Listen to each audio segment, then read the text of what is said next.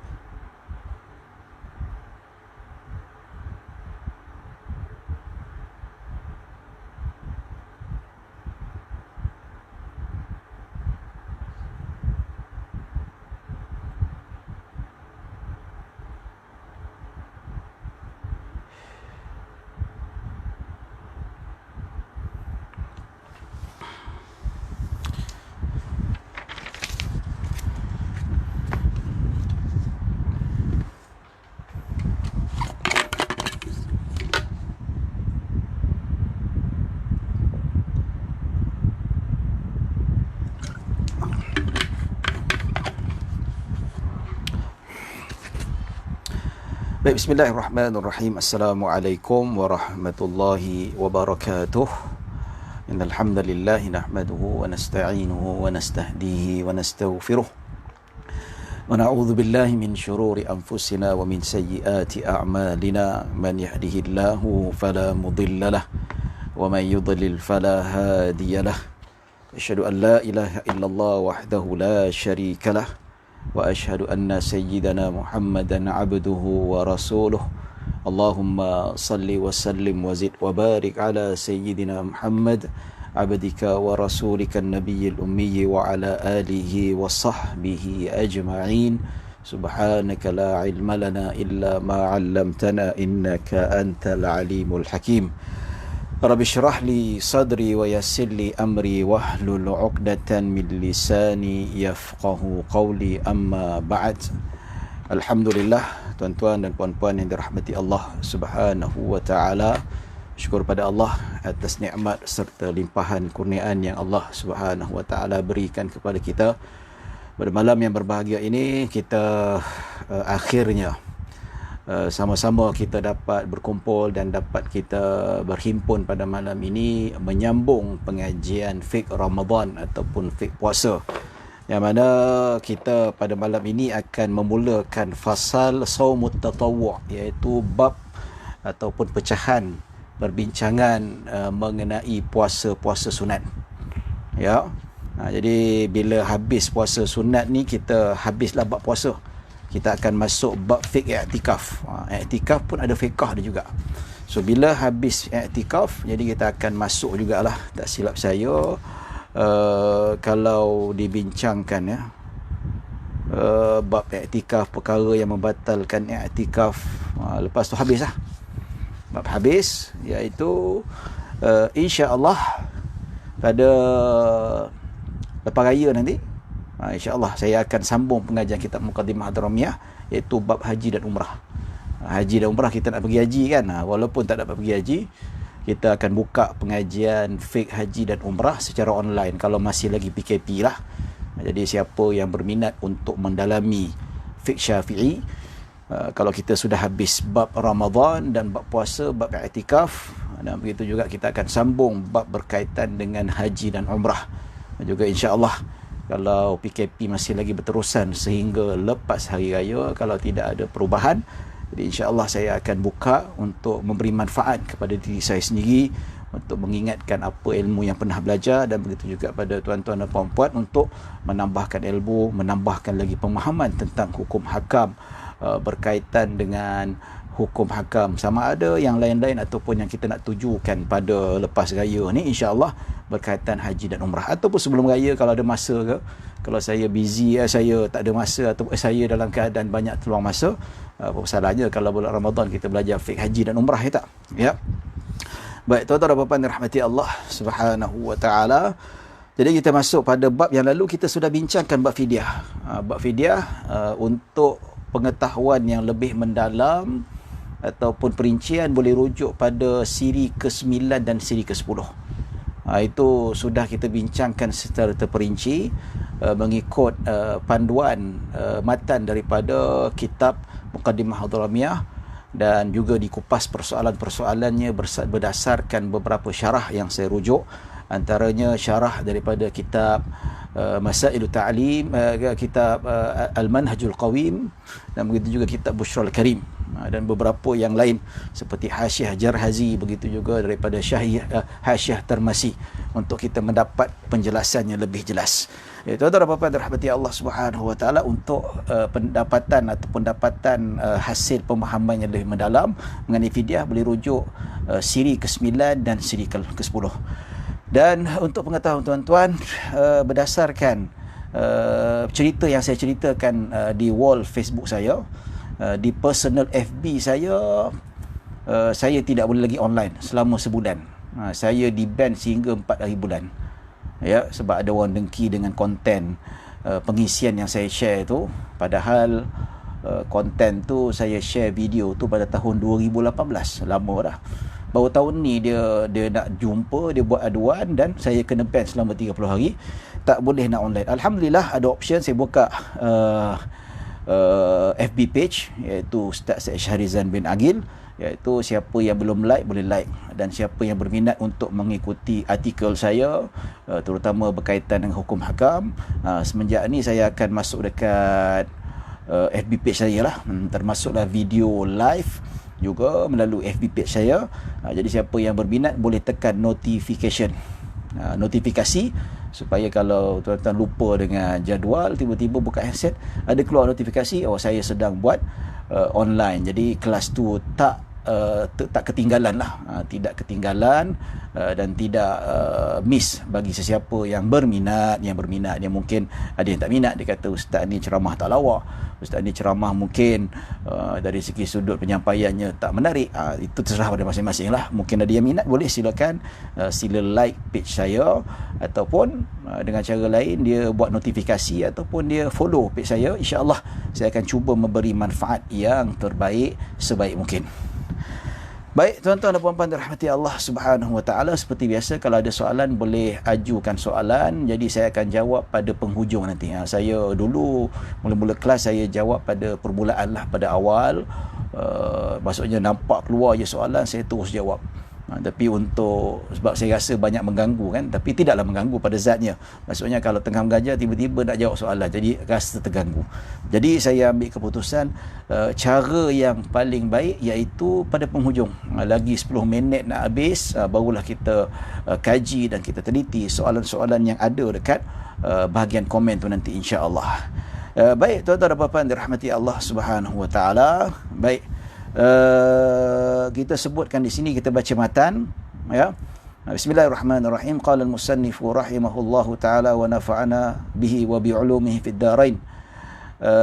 saumut tatawwu'i sunnatun wa huwa thalathatu aqsamin.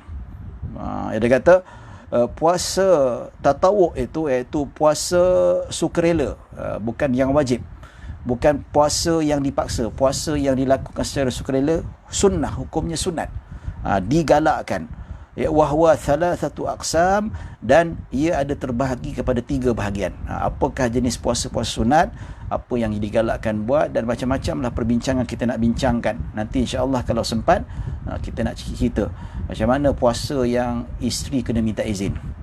Ada puasa sunat yang isteri wajib kena minta izin ketika kehadiran ataupun kewujudan suami dia dekat depan dia, dan ada puasa yang isteri yang tak payah minta izin, iaitu puasa sunat. Jadi kita akan bincangkan nanti insya-Allah. Kalau sempat, kalau tak sempat kita sambung esok nanti insya-Allah. Baik, puasa sunat adalah hukumnya adalah sunnah. Hukumnya adalah sunnah dan hukumnya adalah terpuji, yang memang banyak sekali Nabi SAW perintahkan supaya puasa sunat ni dilakukan, iaitu Nabi galakkan. Ya, puasa Arafah, puasa Isnin Khamis, puasa nisfu Syaban, yang kita puasa pada hari ni ya, dah buka buka apa sedap hari ni buka. Kita minta buka sedap lah, kita pun bukalah kadar je lah. Ya.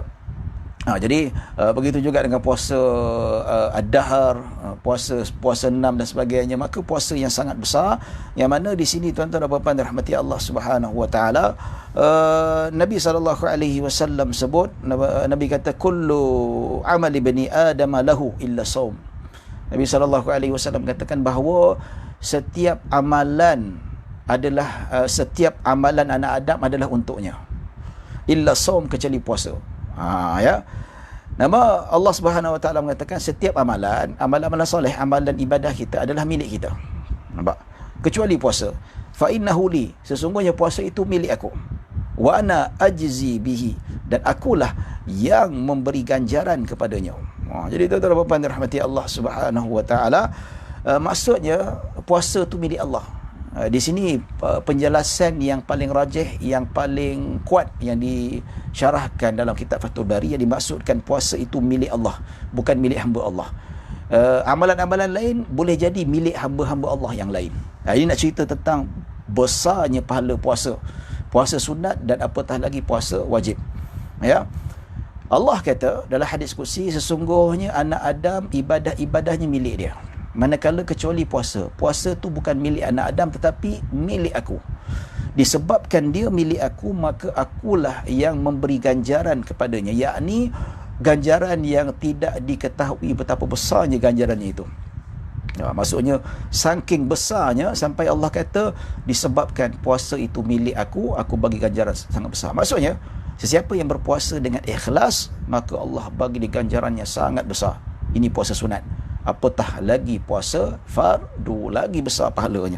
Baik, apakah dimaksudkan seluruh amalan milik anak Adam, iaitu kalau solat kita, zakat kita, haji kita, ya, dia boleh terdedah kepada riak.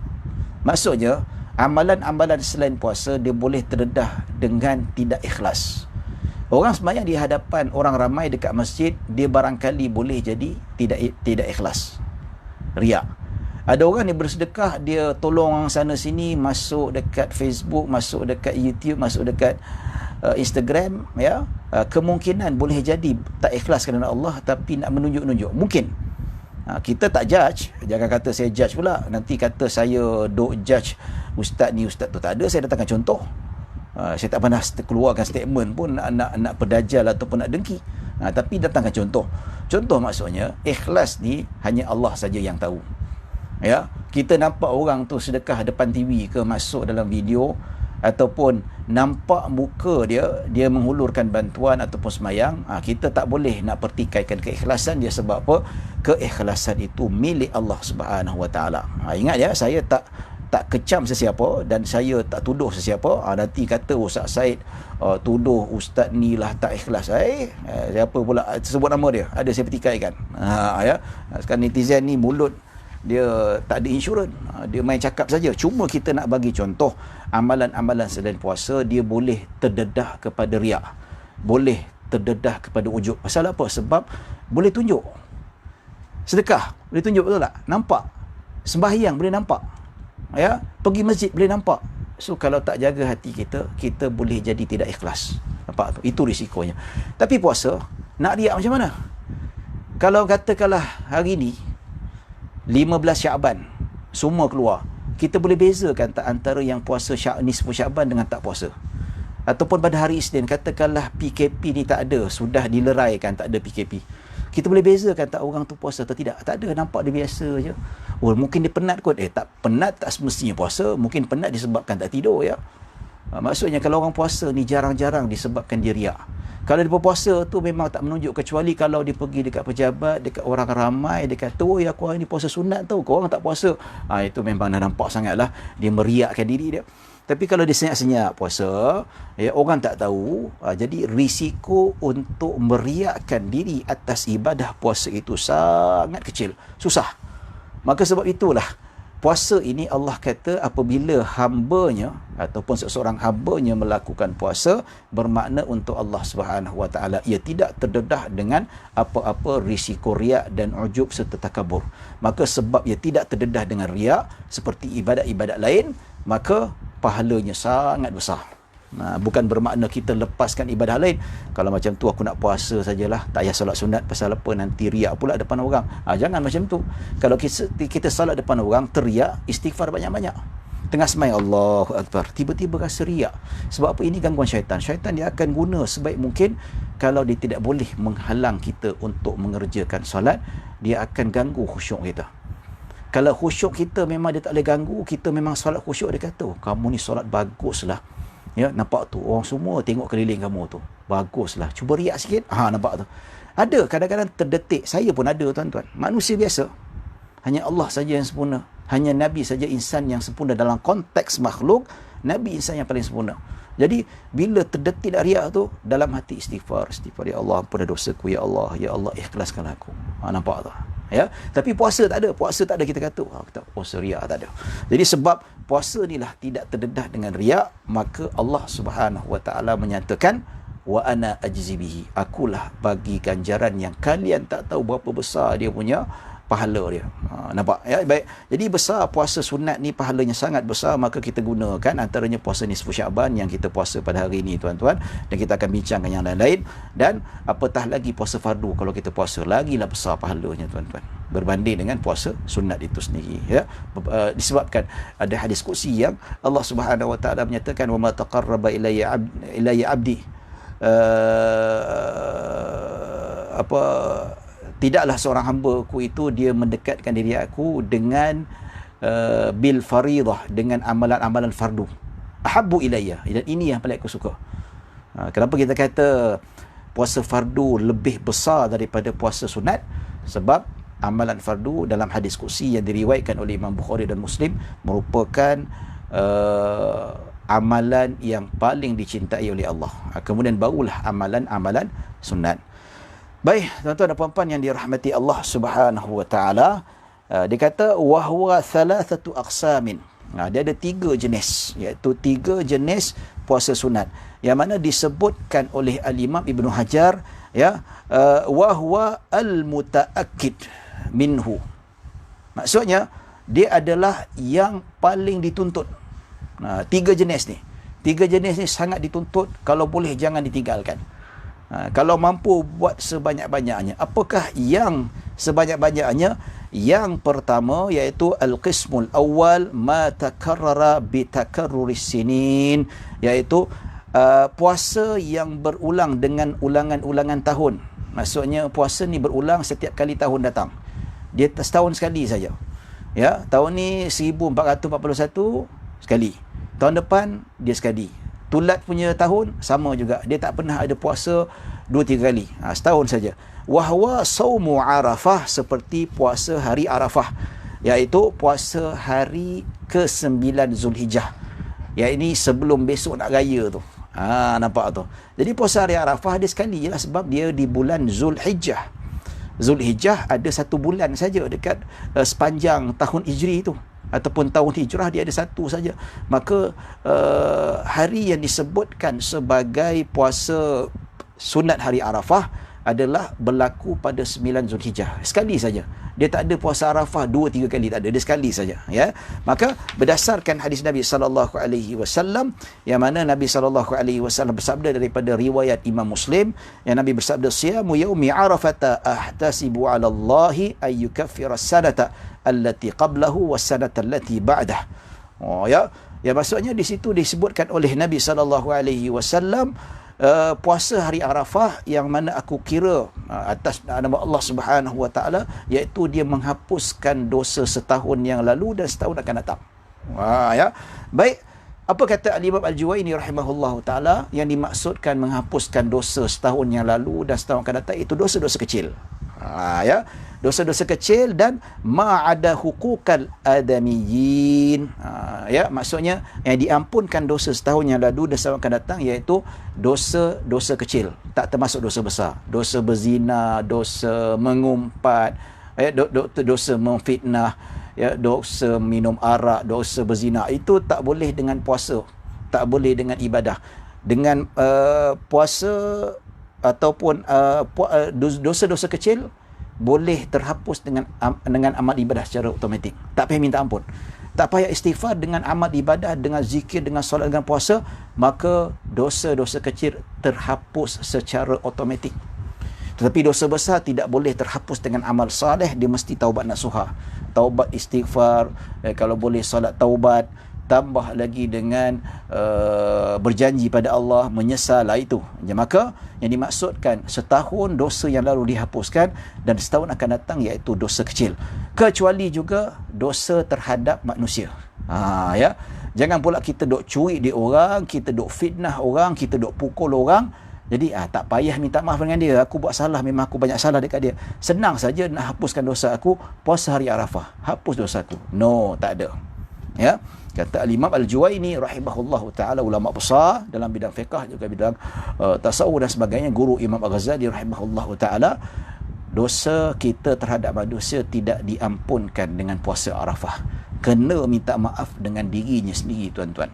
Ya.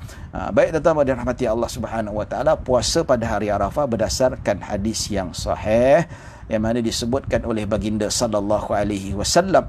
Baik, dia kata li ghairil haji wal musafir, iaitu selain daripada orang yang mengerjakan haji dan orang yang bermusafir. Ya, dia kata wa inna ma yusannu saumu yaumi arafatah li ghairil haji wal musafiri wal maridi bi ay yakuna qawiyan muqiman. Maksud apa? Dia kata di sini yang disunatkan berpuasa bagi mereka yang tidak mengerjakan haji. Sebab tu kalau pergi haji pada 9 Zulhijjah, mereka tidak digalakkan untuk berpuasa. Kalau berpuasa menurut pendapat mu'tamad dalam mazhab Syafi'i, hukumnya adalah makruh. Ya, hukum adalah makruh. Makruh dari segi sudut apa? Makruh dari segi sudut perkara itu tak sepatutnya berlaku. Kerana apa? Orang buat haji pada 9 Zulhijjah tu sepatutnya dia memperbanyakkan ibadah, memperbanyakkan doa. Pasal apa? 9 Zulhijjah pada hari Arafah ketika wukuf tu adalah pembebasan yang Allah Subhanahu wa taala berikan kepada hamba-hambanya daripada api neraka. Yang mana Allah Subhanahu wa taala melimpahkan rahmat yang begitu besar. Subhanallah. Sehingga kan para malaikat rasa cemburu dengan jemaah-jemaah haji yang berdoa tulus ikhlas pada Allah Subhanahu wa taala pada hari Arafah. Begitu dahsyat sekali, tuan-tuan, ya. Jadi kalau orang yang buat haji dah lah penat, panas, dah lah pergi berjalan dan sebagainya, dan kalau puasa, jadi hari Arafah tu dia tak berwukuf, tidak beribadat, dia tidur je nanti. Jadi makruh bagi mereka yang berpuasa yang mengerjakan haji. Kalaulah disunatkan berpuasa pada hari Arafah bagi mereka yang mengerjakan haji, dah lama Nabi buat dah. Nabi pada mengerjakan haji, satu-satunya haji Nabi SAW lakukan, yang mana Nabi SAW pada hari Arafah Nabi tidak berpuasa. Ya.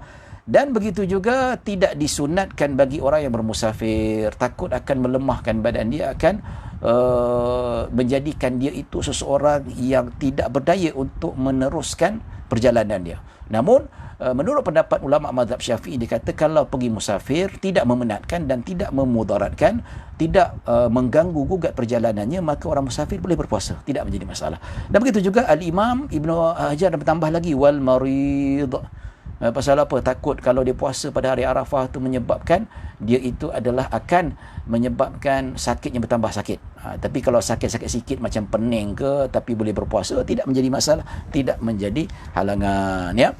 Baik tuan-tuan dan puan rahmati Allah Subhanahu wa taala, ya.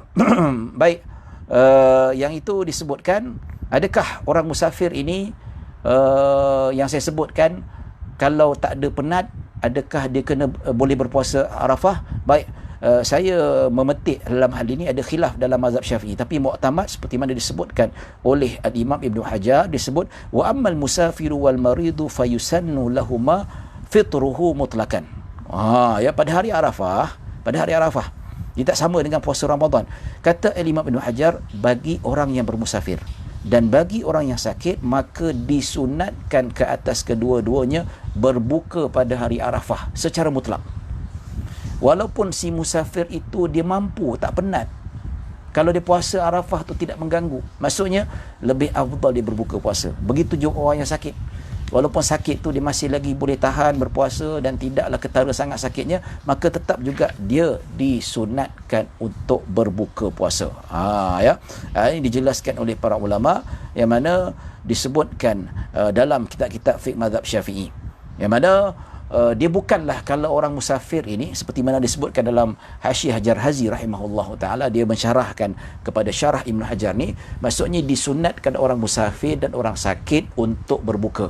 Maksudnya kalau mereka berbuka, adakah makruh? Tidak makruh, diharuskan. Maksudnya mereka lebih afdal tidak berpuasa. Ya, dalam istilah fiqh dinama khilaful aula. Khilaful aula apa? Iaitu meninggalkan yang afdal. Dia ringan sikit daripada makruh. Makruh tu macam seolah macam tak ada pahala. Tapi khilaful aula dia ada pahala, tapi kurang sedikit. Tidak menjadi masalah. Maksudnya orang yang bermusafir walaupun badannya kuat, dia sihat, tidak memenatkan kalau dia berpuasa pada hari Arafah. Maksudnya kalau dia berpuasa, hukumnya dia meninggalkan yang afdal. Ya, kalau dia berpuasa juga lebih afdal dia berbuka. Maksudnya khilaful aula. Itu maksud dia. Ya, baik tuan-tuan dan puan-puan rahmati Allah Subhanahu wa taala. Baik, kita teruskan. Ya, kemudian kata ini, dia kata wa ashri dzilhijjah wa ashura wa tasu'a wal hadi ashara min al muharrami wa sittin min syawal. Ya, dia kata disunatkan juga berpuasa pada 10 hari Zulhijjah. Ya, kita baca terjemahan dia. Wa ashura, puasa pada hari Ashura, ataupun puasa Tasu'a. Ya, dan puasa pada 11 daripada Muharram, ya, 9, 10, 11, 3 hari. Kalau tak mampu 2 hari pun jadi, dan 6 hari daripada Syawal itu sendiri. Ya, jadi tuan-tuan dan puan-puan dirahmati Allah Subhanahu wa taala, yang disebutkan di sini disunatkan berpuasa 10 hari daripada Zulhijjah kecuali hari raya. Dia masuk 1 Zulhijjah tu seperti mana disebutkan dalam Al-Quran, wal fajri wa layalin ashr. Ya, Allah Subhanahu wa taala bersumpah atas nama Fajar, dan begitu juga 10 malam ataupun 10 hari daripada Zulhijjah. So daripada awal Zulhijjah 1, 2, 3, 4, 5, 6, 7, 8, 9. So 9 hari ini digalakkan banyak berpuasa. Ya, ada ulama dia berpuasa 9 hari daripada awal Zulhijjah sampai ke 9. Ada ulama berpuasa selang-selang, ada ulama berpuasa 3 hari. Berdasarkan Nabi SAW digalakkan berpuasa 3 hari setiap bulan. Nampak tu. Ya, lepas tu hari putih dia puasa lagi. Ya, hari hitam kita bicara. Kita cerita nantilah. Ya. Baik, jadi dibanyakkan berpuasa, dan 10 Zulhijjah yang awal digalakkan juga bertahajud, berzikir, baca Al-Quran, macam puasa lah tuan-tuan. Macam itulah. Ya, kalau boleh ada ulama pada 10 Zulhijjah, 10 tu dia khatamkan Al-Quran. Ya, banyak ulama-ulama salaf pada 10 Zulhijjah yang pertama, yang mana fadilatnya sangat besar, setiap hari mereka khatam Al-Quran, ataupun 2-3 hari mereka khatam Al-Quran. Maksudnya pada 10 Zulhijjah yang terawal mereka lakukan sama seperti bulan Ramadan. Sebab apa? Jelas, ya, jelas bahawa banyak nas-nas yang mengatakan tentang keberkatan dan betapa besarnya fadilat 10 Zulhijjah yang pertama, iaitu diperbanyakkan berpuasa. Kalau nak puasa 9 hari straight tak ada masalah, termasuk hari Arafah tu lagi bagus. Tapi 10 Zulhijjah haram berpuasa. Pasal apa? Sebab 10 Zulhijjah itu adalah hari yang disebut sebagai hari raya, yang mana Nabi SAW mengharamkan umatnya daripada berpuasa pada hari raya. Manakala 11, 12 dan 13 iaitu hari tasyrik, yang mana umat para jemaah haji yang mana mereka akan pergi kat jamarat dekat Mina sana tu, mereka akan buat lontar jamrah kubra, wusta dan sughra selama 3 hari selepas zuhur. Itu waktu yang paling afdal dalam mazhab Syafi'i. Ya. Baik tuan-tuan dan puan-puan dirahmati Allah Subhanahu wa taala. Jadi berpuasa pada Zulhijjah. Ya. Baik tuan-tuan dan puan-puan dirahmati Allah Subhanahu wa taala, itu yang disunatkan. Dan puasa pada hari Ashura, yang mana kisahnya berlaku Nabi SAW melihat masyarakat Yahudi dekat Madinah berpuasa pada 10 Ashura. Maka Nabi SAW bertanya, kenapa puasa pada 10 Ashura? Dia kata, kami meraihkan pada hari ini Musa dan Bani Israel dibebaskan daripada cengkaman Fir'aun ketika itu. Ya. Dan Nabi SAW dapat wahyu bahawa memang betul berlaku kes ataupun kemenangan Nabi Musa dan Bani Israel ke atas Fir'aun, yang mana mereka berjaya meloloskan diri. Maka Nabi kata, nahnu ahqqu bi Musa, kami ni umat Islam lebih berhak terhadap Musa. Nampak tu? Kamu ni duk klaim saja meraihkan Musa, duk klaim mencintai Musa, tapi dalam sejarah sangat membelakangkan perintah Nabi Musa, mengingkari perintah Nabi Musa. Kami lebih patut beriman dan kami patut meraihkan Nabi Musa diselamatkan daripada cengkaman Fir'aun. Maka sebab itulah Nabi SAW perintahkan supaya berpuasa pada 10 Zulhijjah.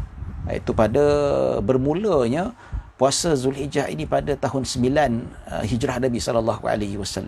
Ada tak? Pada 10 Zulhijjah. Pada 10 hijriyah Nabi SAW. Dan Nabi kata SAW kata, la in ishtu ila qabilin la asumanna at-tasi'. Ya. Nabi SAW sebut, dia kata, kalaulah kalaulah yang mana Nabi SAW, aku hidup pada tahun depan, saya aku akan puasa hari ke-9, 9 dan 10, untuk membezakan puasa orang Yahudi. Ya. Tapi ada orang tanya, ustaz, kalau kita tengok dekat Amerika, ya, kalau kita tengok dekat UK, macam saya pernah tengok kan, 10 Muharram tak ada pula mereka berpuasa. Lain pula, macam mana kita boleh tengok dia ni tak berpuasa? Tuan-tuan dan puan-puan dirahmati Allah Subhanahu wa taala, Yahudi ni iaitu satu bangsa yang sangat terkenal dengan amalan bid'ahnya, suka merubah-rubahkan syariat. Nampak? Ya. Jadi amalan puasa 10 Ashura itu pada zaman dahulu, tapi zaman sekarang sudah diubah, tak ada lagi dah. Ya, no wonder lah kalau benda tu dah tak ada pada ajaran Yahudi pada zaman sekarang ni, maka benda tu sudah dirubah. Benda itu sudah dijadikan sebagai bukan amalan mereka, ataupun sebagian ulama mengatakan bahawa itu adalah mazhab lain. Sebab apa? Pecahan Yahudi ni kan banyak pecahan dia. Ya, ada yang tak mengiktiraf Yahudi ni hanya macam Kristian, ada macam kelompok Protestan, Katolik, Ortodok, macam-macam lah pecahan. Jadi lain-lain, yang pada zaman Nabi tu lain, yang pada zaman sekarang tu lain. Dia berbeza. Berbeza dari segi sudut kepercayaan dan kepentingan masing-masing. Ya. Jadi saya lupa balik, saya perbetulkan balik bahawa puasa Ashura yang Nabi start puasa tu iaitu pada 9 Hijriyah. Ya, Nabi kata kalau tahun depan sempat aku sampai bulan Muharram, maksudnya aku akan berpuasa untuk puasa hari ke-9. Iaitu disunatkan, ya. Disunatkan berpuasa 9 dan 10. Tapi nak puasa 10 saja boleh tak? Hukumnya tak menepati sunnah Nabi SAW. Ya, puasa 9 dan 10 itu lebih menepati. Ya, tapi Nabi SAW meninggal. Dan begitu juga disunatkan berpuasa hari ke-11 Muharram. Pasal apa? Sebab yang mana puasa ini dikira, pendapat juga ulama mengatakan kalau tak dapat puasa 9, puasa 10 dan 11. Tapi lebih afdal puasa 9 dan 10. Jadi kalau kita tak sempat puasa 9, puasa 10 dan 11 untuk ikut sunnah Nabi SAW. Ya, baik tuan-tuan dan puan-puan rahmati Allah Subhanahu wa taala. Begitu juga dia kata wa sittin min Syawal, iaitu wa saumu sittin min Syawal liman sama Ramadhana li khabaris sahih. Ya, dia kata disunatkan berpuasa 6 hari daripada Syawal. Ya, bagi mereka yang berpuasa Ramadan. Nampak tu? Ya, kita akan terangkan.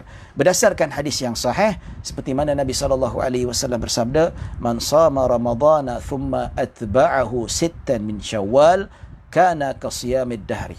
Nabi SAW sebut, sesiapa yang berpuasa bulan Ramadan kemudian diikuti dengan 6 hari daripada Syawal, seolah-olah dia berpuasa setahun penuh. Macam mana ni tuan-tuan dan puan-puan dirahmati Allah Subhanahu wa taala? Ya, inilah kelebihan umat Nabi Muhammad sallallahu alaihi wasallam. Umat Nabi Muhammad digandakan pahalanya. Pernah juga guru kami ditanya, dia katakan umat zaman dahulu tu umur dia beratus-ratus tahun. Nabi Nuh saja berdakwah 900 lebih. Ya, yang kita ni umat Islam 70-80 dah meninggal lah. Nak bandingkan dengan pahala umat terdahulu mungkin lagi banyak. Tapi tuan-tuan, ada ulama mengatakan umat-umat terdahulu walaupun umurnya panjang tapi pahala tak sebesar macam kita. Kita amalan sikit tapi pahala besar. Nampak? Ya, dikatakan umat terdahulu satu amalan satu pahala. Satu solat satu pahala, satu puasa satu pahala. Kalau umat Nabi Muhammad, satu solat dapat pahala 10 kali ganda. Nampak tu?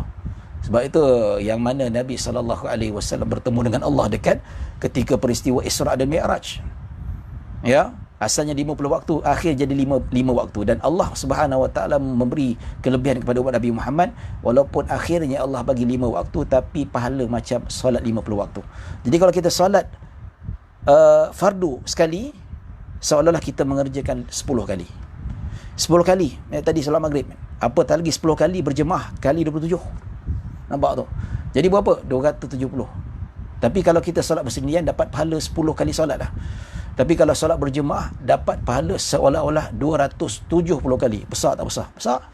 Nampak? Jadi itu yang disebutkan. Jadi puasa orang dahulu, puasa satu hari dapat satu pahala. Nampak? Jadi orang dahulu, zaman-zaman dahulu, kalau mereka nak dapat pahala puasa setahun, mereka kena puasa hari-hari setiap tahun. Kena puasa selama 360 hari barulah dapat pahala setahun.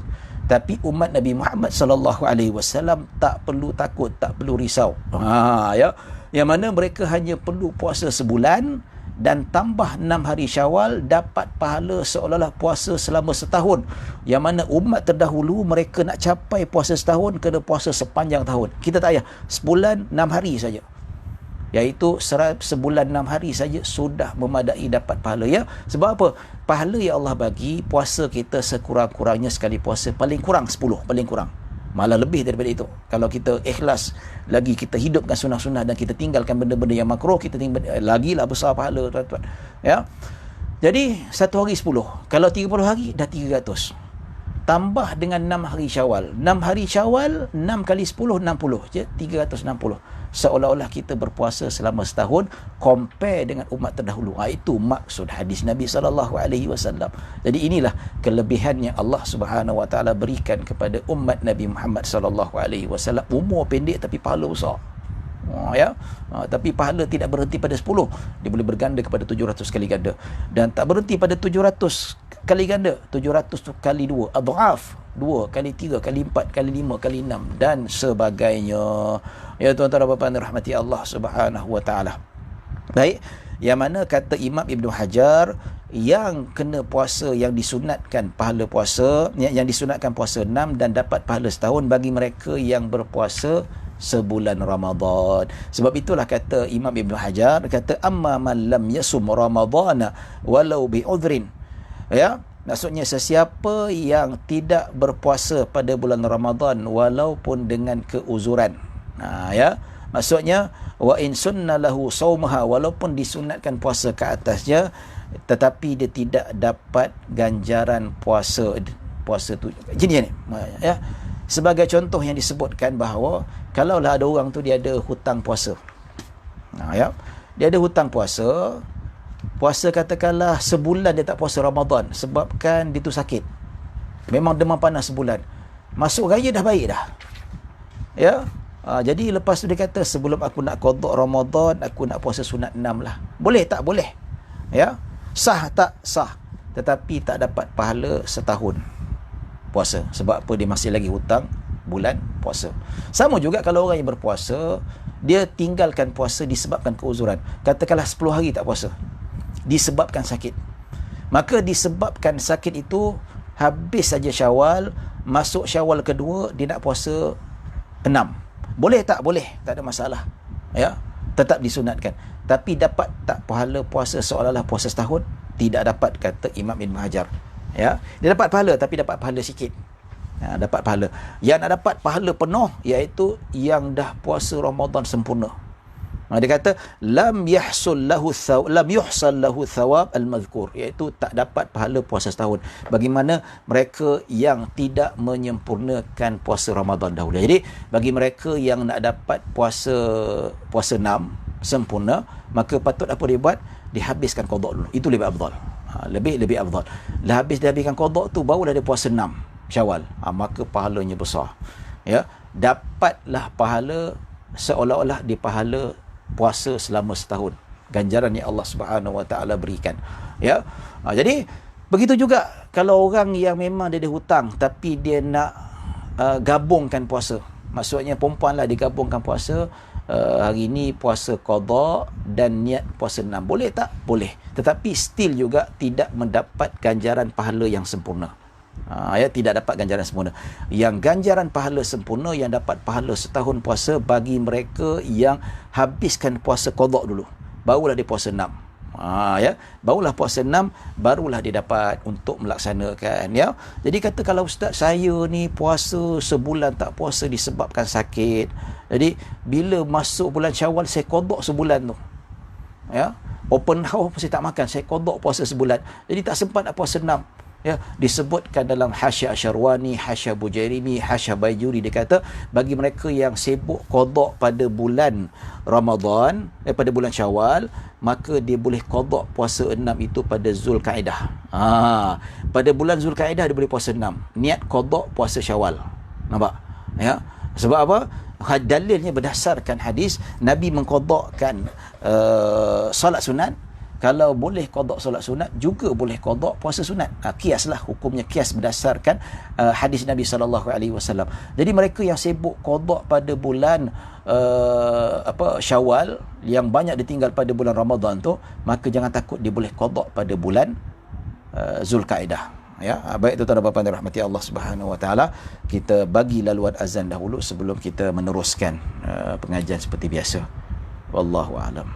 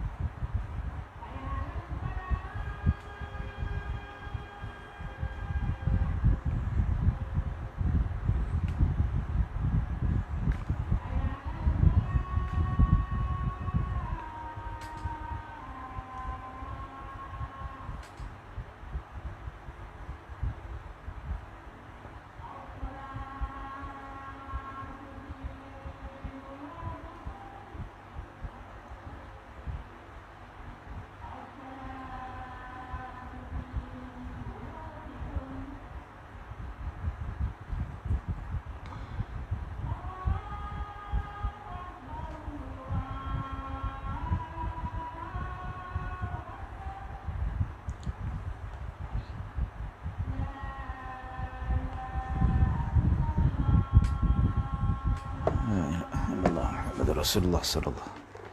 Allahumma rabb hadhihi ad-da'wati at-tammati was-salati al-qa'imah. Muhammadan al-wasilata wal-fadilah wa asy-syarafa. وبعث اللهم مقاما محمودا وعد إنك لا تخلف الميعاد. Baik tuan-tuan dan puan-puan yang dirahmati Allah Subhanahu wa taala, itu puasa 6 ya.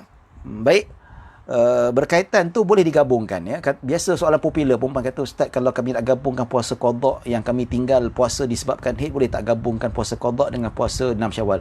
Boleh. Ya, sepakat Imam Ibn Hajar dan Imam Ramli dibolehkan, tidak menjadi masalah ya, tapi pahala tidak sempurna.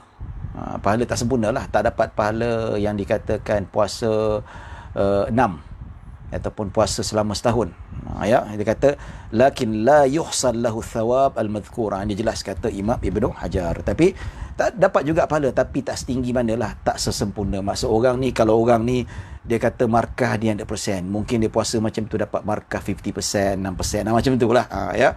Sebab apa? Sebab berdasarkan hadis Nabi kata man sama Ramadhan, sesiapa yang sudah puasa bulan Ramadan, maksudnya puasa bulan Ramadan dah lengkap puasa Ramadannya, barulah puasa 6. Nampak? Jadi mereka yang tak habiskan qadanya dulu, maka tak sempurna Ramadannya, maka dia nak puasa 6 pula. Boleh lah, tapi pahala tak penuh. Ya. Jadi tuan-tuan dan puan-puan dirahmati Allah Subhanahu wa taala, maka ini yang disebutkan dalam kitab-kitab fiqh mazhab Asy-Syafi'i rahimahullahu taala ya. Dia kata wa yusannu at-tawaliha wa ittisaluha bil 'id. Ya.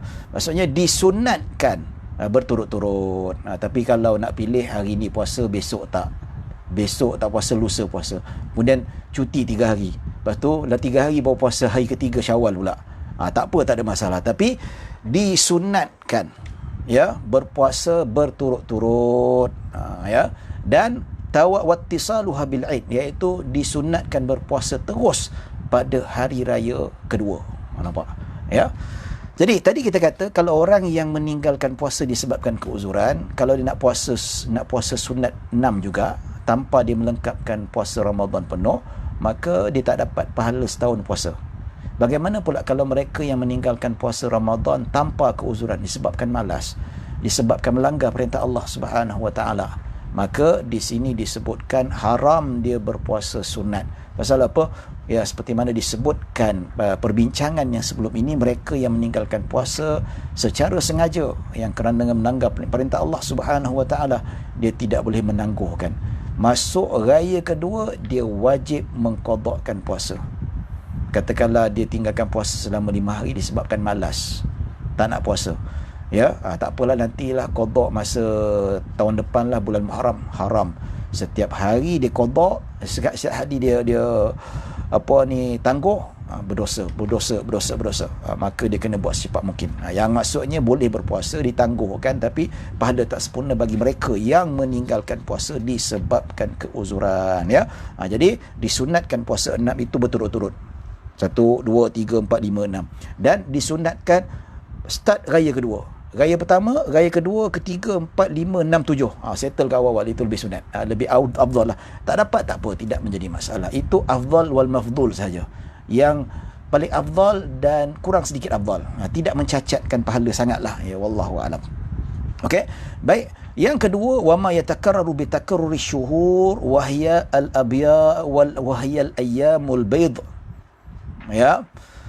Iaitu dan mana puasa yang berulang dengan perulangan bulan. Dia setiap bulan ada. Apakah puasa yang berulang dengan berulangannya bulan? Iaitu puasa pada hari-hari putih. Hari putih apa? 13, 12, 13 dan 14. Hari-hari putih ni. Maksudnya hari putih ni 12, 13, 14 iaitu hari bulan mengambang penuh. Nabi SAW berpuasa pada hari-hari putih, iaitu maksudnya puasa pada hari ini mengagungkan kebesaran Allah Subhanahu wa taala. Nampak ya? Mengagung cantiknya bulan. Dengan sebab kita mengagungkan Allah, kita berpuasa selama 3 hari. Jadi tuan-tuan, kalau kita tengok bulan-bulan hijrah, masuk 12 hari bulan dah tengok bulannya. Penuh cantik. Ambil kamera tu, kita duduk renung ya. Teringat nostalgia lama, seronok je rasa, ya tak? Ya. Hari-hari putih. Ya, macam kita hari ni puasa 15 Syaban. Sebelum tu 12 3 14. Ya, sebab apa? Sabit daripada hadis Nabi sallallahu alaihi wasallam. Ya. Minta maaf. Dia kita bukan 12, 13. Termasuklah hari ni. Dia disebut maksudnya 13, 14, 15. Setiap bulan disunatkan, ya. 13, 14 dan 15 iaitu pada bulan Hijriah, bukan 13, 14, 15 bulan Masihi, tidak. Bukan 13, 14, 15 bulan Januari, tidak, bukan Februari. Dia bulan 13, 14, 15 Muharram, 13, 14, 15 Safar, 13, 14, 15 Rabiul Awal, dan seterusnya. Ya. Baik. Iaitu setiap bulan, min kulli syahr wa ya al-ayyamul bait. Ya. Masalah apa? Dinamakan hari putih sebab tu malam tu terang. Macam putih lah. Putih tu makna kiasan diambil daripada malam yang terang. Disebabkan bulan mengambang. Ya. Baik tuan-tuan dan puan-puan dirahmati Allah Subhanahu Wa Taala. Yang mana puasa pada hari putih ni juga sangat besar lah fadilatnya. Fadilatnya sangat besar. Ya. Baik, disebutkan juga wal ayyamus sud. Hari-hari hitam. Ini yang kita nak sebut. Ya, hari hitam. Ya. Maksudnya kalau puasa hari-hari putih 13, 14, 15. Bukan 12, saya silap. Tersalah sebut. 13, 14, 15. Setiap bulan. Hijriyah. Ya. Dan dikata disunatkan berpuasa al-ayyamus sud. Ya. Baik. Disunatkan berpuasa pada hari-hari hitam. Ya. Fi wasfiha bisawad. Pasal apa? Sebab itu malam gelap gelita. Malam gelap kita tu kalau 13, 14, 15 malam yang terang benderang, sebab tu dinamakan hari putih. Manakala hari-hari hitam malam gelap, maksudnya bulan dah memang tutup habis dah. Yang mana kalau kita tengok yang bulan sabit pun tak nampak lagi dah. Nak tunggu masuk bulan yang baru. Ya. Jadi bilakah yang dinamakan hari-hari hitam, iaitu wahya athaminu wa ishruna wa taliyahu, iaitu bermula pada 28, 29 dan seterusnya. Maksudnya kalau bulan tu ada 30 disunatkan puasa 29, 28, 29, 30. Ya. Dan kalau bulan tu ada 29 hari saja disunatkan berpuasa pada 28 dan 29. Maksudnya dia tengok keadaan macam mana. Kalau bulan tu ada 30 hari, maksudnya 28, 29, 30. Iaitu maksudnya berpuasa pada hari-hari hitam.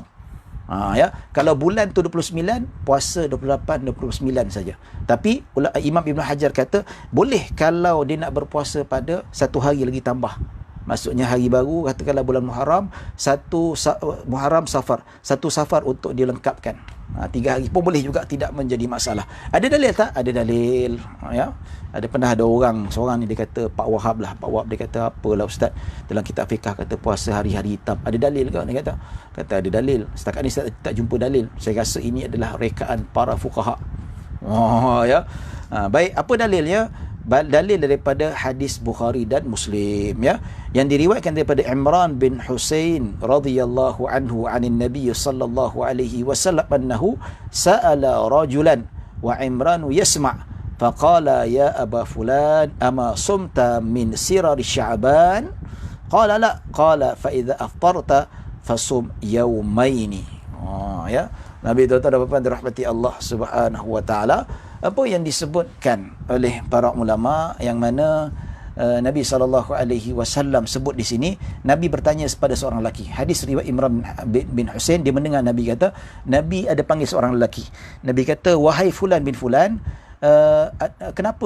adakah engkau berpuasa pada penghujung bulan Syaban? Dia kata tidak. Ya, ulama kata, Nabi kata kenapa tak puasa pada hujung bulan Syaban? Kata tidak.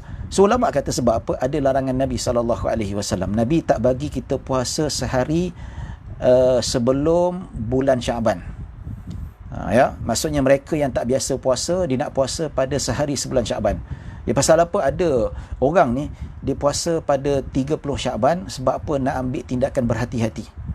Dia kata 30 Syaban tu dia niat puasa Ramadan. Dia kata takut-takut hari ni dah masuk Ramadan, maka aku niat nak puasa Ramadan. Maka Nabi tegah, tak boleh. Nabi kata puasa yang sebenar Ramadan mestilah sudah menampak anak bulan. Kalau tak nampak anak bulan, lengkapkan 30 hari. Tak boleh kita nak ambil pendekatan hati-hati, berhati-hati, puasa 30 Syaban, niat Ramadan. Itu larangan Nabi. So, lelaki ni dia tak puasa lah 28-29. Pada asasnya dia memang sudah terbiasa puasa pada setiap penghujung bulan. Yang lelaki ini, pada 28 dan 29 dia memang dah biasa puasa. 28, 29 setiap bulan dia memang sudah biasa puasa.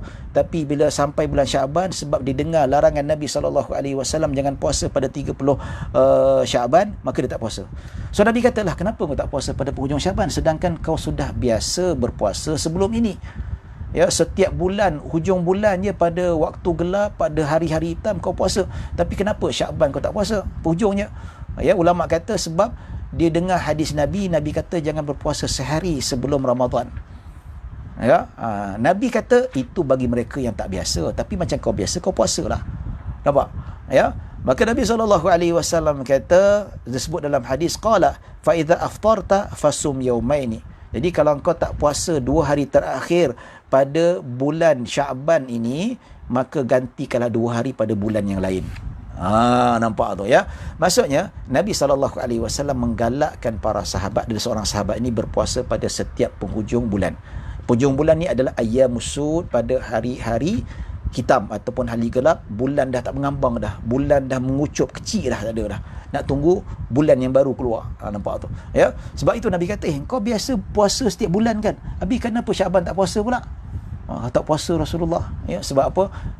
Kau kan tak larang, kau kan tak bagi kami berpuasa pada penghujung Syaban sebab satu hari itu.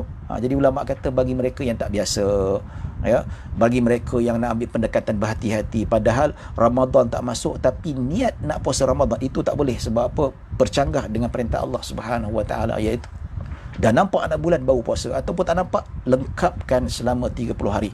Jadi hadis Bukhari Muslim ini, kata Imam Ibn Hajar, inilah dalil puasa iaitu sunat setiap pada penghujung bulan. Ulama kata 28, 29 dan 30 bagi bulan yang memenuhi selama 30 hari. Manakala bulan yang ada 29 hari saja, maka dia berpuasa pada 28 dan 29 sahaja.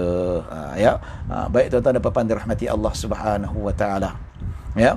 Baik, kita sambung. Jadi jelas ada dalil. Jangan lepas ni pula kita nak dengar pula kata puasa hitam, puasa gelap, tidak ada dalil. Jelas dalam Bukhari Muslim, iaitu jumhur ulama mengatakan disunatkan berpuasa pada penghujung setiap bulan. Bagi dah mereka yang biasa puasa pada penghujung bulan pada hari-hari hitam, maka disunatkan juga pada penghujung bulan Syaban, ya. Baik, tuan-tuan dan puan-puan dirahmati Allah Subhanahu Wa Taala, begitu juga puasa wa ma yatakarraru bi takarruril asabi'. Dan ada puasa yang berulangan, yang mana dengan berulangannya mingguan. Mingguan maksudnya dia berulangan berdasarkan mingguan, iaitu puasa pada hari Isnin dan hari Khamis, ya. Wa sunnah saum, maksudnya puasa Isnin dan Khamis ni dia berulang setiap minggu. Kita disunatkan berpuasa pada Isnin dan Khamis. Ini fadilatnya sangat besar, ya, fadilat yang kita tak nafikan. Dia mempunyai kedudukan yang tinggi di sisi Allah Subhanahu Wa Taala. Dan begitu juga wa sunnah saumu al-ashhuril hurum, iaitu disunatkan berpuasa pada bulan-bulan haram. Iaitu apakah bulan haram? Zulkaidah wa Zulhijjah wal Muharram dan Rajab. Wa kadza saumu Sya'ban, ya, disunatkan berpuasa pada bulan-bulan haram. Bulan-bulan haram apa? Zulkaidah, diperbanyakkan puasa, terutama 9 yang terawal tu, ya. Begitu juga tak boleh puasa pada hari raya, iaitu 10 Zulhijjah, 11, 12, 13 hari-hari tasyrik tak boleh puasa. Lepas tu perbanyakkan puasa. Begitu juga pada bulan Muharram, awal tahun, Muharram Safar, diperbanyakkan berpuasa, ya. Ya, maksudnya Nabi galakkan berbanyakkan puasa. Nak puasa sebulan penuh boleh tak? Boleh kalau larat, tidak menjadi masalah, ya. Kalau isteri kena ada dapat izin daripada suami. Dan Rejab pun sama juga. Rejab, sebab tu orang tua-tua dulu dia puasa apa? Dia puasa Rejab sebulan, lepas tu puasa Syaban sebulan, lepas tu dia puasa Ramadan sebulan. 3 bulan berturut-turut. Orang dulu-dululah, ya. Sebab apa? Rejab bulan yang mulia, iaitu bulan-bulan haram, dibanyakkan beribadah. Dan Syaban pula dia kata wa kadza saumu Sya'ban, begitu juga disunatkan berpuasa pada bulan Syaban, iaitu berpuasa, iaitu kana Nabi SAW yasumu ghalibahu, Nabi banyak berpuasa hampir sebulan, ya. Dan ada riwayat Nabi pernah puasa sebulan. Ada riwayat. Tapi ada ulama kata maksud sebulan tu hampir sebulan. Maksudnya mungkin Nabi berpuasa selama 20 hari, 25 hari. Tapi kalau nak puasa penuh sebulan tidak menjadi masalah, dibolehkan. Maksudnya berdasarkan umum hadis Nabi SAW, iaitu yang bermaksud perbanyakkan. So perbanyak tu termasuklah memenuhkan puasa kita pada keseluruhan hari pada bulan Syaban itu sendiri. Termasuklah Rajab, dan begitu juga bulan Muharram dan Zulkaidah dengan Zulhijjah. Baik. Antara bulan-bulan yang paling afdal, bulan paling afdal iaitu Muharram. Itu paling, maksudnya bulan-bulan haram. Bulan-bulan haram ni itu bulan yang diharamkan berperang. Kemudian thumma baqil hurum. Kemudian ikut turutan. Turutannya apa? Baqil hurum maksudnya diikuti dengan bulan Zulhijjah dan Zulkaidah. Bulan disebutkan dalam kitab fiqh mazhab Syafi'i, termasuk kitab Ibn Hajar, dia kata turutan bulan-bulan haram ni yang paling afdal iaitu bulan Muharram. Kedua bulan Zulhijjah. Kenapa Zulhijjah lebih afdal? Sebab di dalamnya ada ibadah haji. Dan ketiga Zulkaidah, dan terakhir bulan Rajab. Ini turutannya. Maksudnya kalau kita nak puasa, mana yang lebih patut kita dahulukan? Banyakkan berpuasa pada bulan Muharram. Lepas banyak berpuasa, kita pilih yang lebih afdal. Kedua terafdal Zulhijjah. Lepas Zulhijjah, Zulkaidah. Lepas Zulkaidah, barulah Rajab. Kemudian Syaban. Tapi kalau dapat puasa 5 bulan ni, kita perbanyakkan. Tak semesti puasa penuh. Perbanyakkan, Masya Allah. Baik, tuan-tuan dan puan-puan dirahmati Allah Subhanahu Wa Taala. Baik, kita berhenti setakat sini saja dulu. Kita pun dah hampir sejam jugalah kita dah berbincang.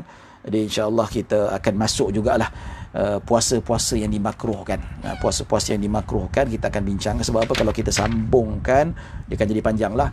Dan tak sempat kita nak bincang pada hari ini dengan hukum wanita berpuasa sunat tanpa izin suami. Adakah wanita kena minta izin suami nak qada puasa, ataupun adakah puasa-puasa sunat juga kena minta izin? Ada yang kena minta izin, ada yang tak perlu minta izin. InsyaAllah kita bincangkan pada esok hari. Dan motif ataupun objektif hari ini nak jelaskan pada tuan-tuan, memperkenalkan puasa hari-hari hitam ataupun hari-hari gelap. Saya sudah sampaikan, dan dalil juga sudah saya sampaikan. Alhamdulillah, moga-moga mendapat pencerahan. Dan disunatkan, kalau ada masa, kalau rajin, puasalah pada 28, 29 dan 30 pada bulan-bulan Islam. Baik, sebelum kita tutup, kita buka pada soalan. Ada soalan nak ditanya kok. Baik, saya buka handset. Lagi senang lah. Baik.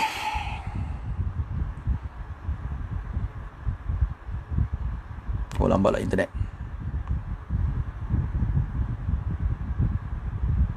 Tak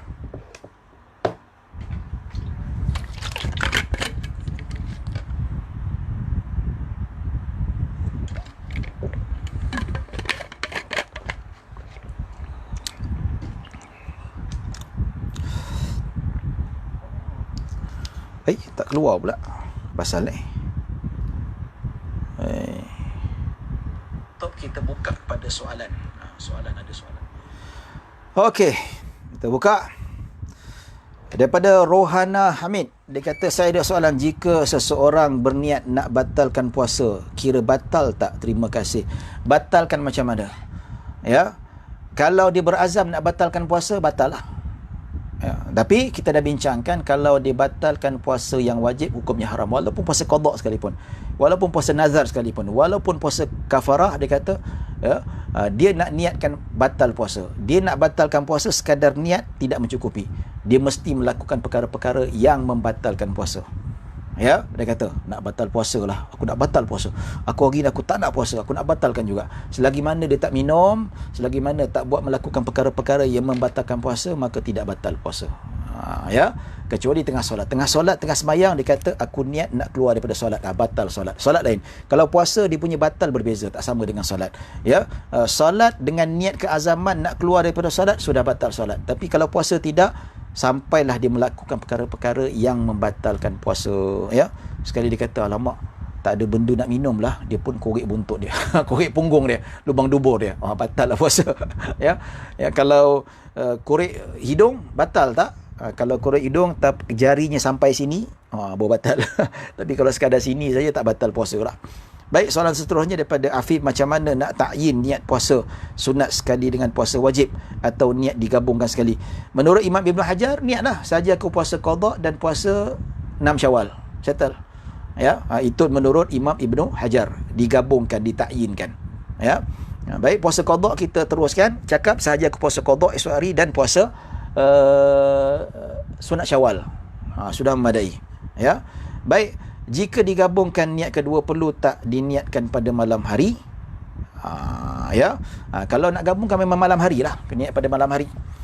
Ya. Baik. Sebab puasa fardu tu, dan kalau ikut Imam Ramli, kalau tak niat gabung tu automatik dapat. Kalau Imam Ramli katakanlah dia nak puasa qada tapi jatuh pada bulan Syawal, dia automatik dapat puasa 6 juga. Tapi tetap tidak sempurna kata Imam Ramli, kecuali kalau dia buat berasingan. Dia qada dulu kemudian baru dia buat puasa 6, barulah dapat pahala yang sempurna. Ya. Macam mana kalau kita tinggal puasa secara sengaja tetapi setelah 3 tahun baru dapat hidayah untuk bertaubat? Macam mana ya pengiraan untuk ganti puasa, dan kena bayar fidyah atau tidak? Ya, kena bayar fidyah. Ya, saya dah terangkan pada video yang lalu 9 ke 10, boleh rujuk. Dan ada juga video, boleh scroll dekat saya punya page saya ni, scroll ada video pendek lebih kurang 3 ke 4 minit. Boleh dengar sampai habis macam mana nak bayar fidyah, macam mana nak cari bayar fidyah, saya ada terangkan, boleh tengok kat situ. Ya. Baik, puasa hari putih ni kalau kita buat salah satu je mungkin disebabkan terlupa, dia kena 3 hari lah. Kalau kita puasa 1 hari dapat pahala 1 hari je lah. Kalau nak dapat pahala penuh, maka dia kena puasa 3 hari lah. Tapi kalau 1 hari je lah. Ya. Baik, itu saja soalan. Yang mana begitu jugalah kalau puasa 6 tadi, puasa 6 tadi, kalau kita khilaf antara Imam Ibn Hajar dan Imam Ramli. Imam Ibn Hajar kena takyinkan. Malam tu kena takyinkan, saja aku puasa qada besok hari dan puasa sunat Syawal. Malam tu ditakyinkan. Ya. Baik, kalau Imam Ramli dia kata kalau kita nak puasa qada tak payah takyinkan puasa 6 Syawal, tak payah. Kita puasa qada besok tu dapat pahala puasa 6. Automatik. Itu kata Imam Ramli dalam kitab Tuhfatul Muhtaj. Tapi still tak sempurna lah. Kata kalau dia qada dulu tetap dapat puasa 6, tapi habis qada dia puasa 6 lagi. Baru dah dapat pahala setahun, seperti mana disebutkan oleh hadis Nabi sallallahu alaihi wasallam. Ya. Baik, soalan pun dah habis. Baik, kita sambung besok nanti, iaitu puasa yang makruh. Puasa yang makruh dimakruhkan insya-Allah. Ya. Dan begitu juga dengan posisi bagaimana perempuan yang nak berpuasa, kena minta izin suami atau tidak, apakah jadi puasa yang tak perlu minta izin suami, dan apa yang perlu. Wallahu alam. Baik, setakat itu saja yang dapat saya sampaikan. Mudah-mudahan kita mendapat rahmah dan barakah. Kita bertemu pada esok hari insya-Allah. Doakan saya dan doa seluruh umat Islam, mudah-mudahan kita mendapat hidayah daripada Allah Subhanahu wa taala. Mohon maaf kalau ada kesilapan, ada kekurangan, yang baik hanya daripada Allah Subhanahu wa taala. Kekurangan kesilapan datang daripada diri saya sendiri. Aqulu qawli hadza wa astaghfirullahal azim li wa lakum wa lisairil muslimina wal muslimat wal mu'minina wal mu'minat. Bismillahirrahmanirrahim. Allahumma ja'al jam'ana hadza jam'an marhuma wa tafarraqana min ba'di tafarruqan ma'suma.